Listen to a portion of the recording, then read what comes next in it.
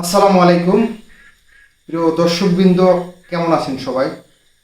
আশা করি ভালো আছেন, কারণ এই শেখ হাসিনা সরকার পদত্যাগ করার পরেই অভ্যর্থনকালীন সরকার গঠন করায় 17 সদস্যকে নিয়ে হয়তো সবাই ভালো আছেন।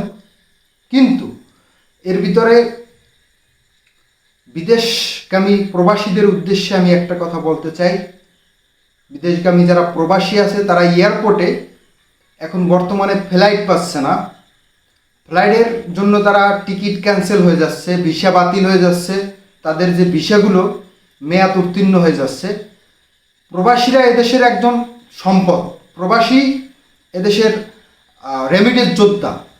তারা এদেশকে তারা এদেশের এই দ্বিতীয়বারের মতো স্বাধীন করার জন্য কিন্তু তারা বিদেশ বসে হলেও তারা কিন্তু জানিয়েছিল যে এদেশের মানুষের সাথে ছিল।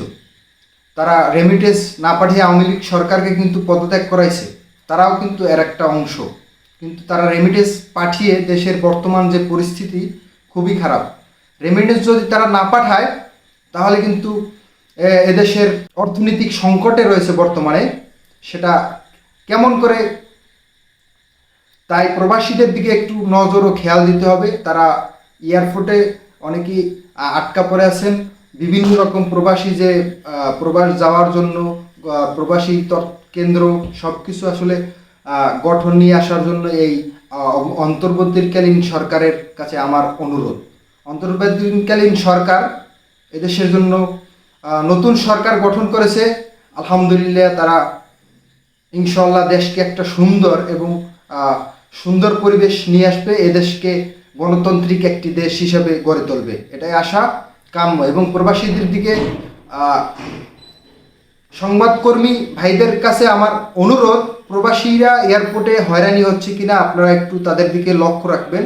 সবাই ভালো থাকবেন, সুস্থ থাকবেন।